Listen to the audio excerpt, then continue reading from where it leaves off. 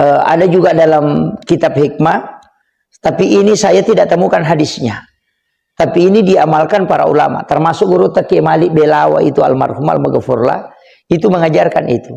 Sholat sunnah subuh, baca alam nasrah rakaat pertama, alam tarakai rakaat kedua. Itu untuk obat tulang. Jadi kalau ada orang biasa ngilu lututnya atau sakit punggungnya, suruh baca itu. Kalau sholat sunnah subuh, alam nasrah rakaat pertama sesudah Fatihah, alam tarakai rakaat kedua. Itu hilang itu. Yang biasa ngilu-ngilu lututnya, biasa ngilu-ngilu punggungnya, biasa sakit punggungnya, suruh amalkan itu. Rutinkan saja, insya Allah itu obat.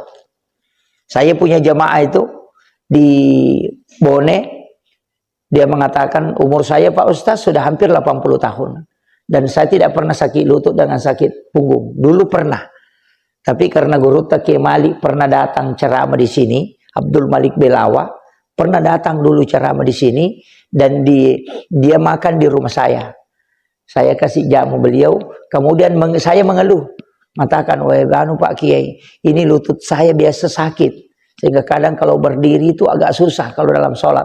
Langsung dia mewasiatkan, kalau sholat sunnah subuh, rakaat pertama baca alam nasrah, rakaat kedua baca alam tarakaipah. Rutinkan saja, hilang itu nanti. Dan ternyata betul katanya, saya sudah 80 tahun masih kuat.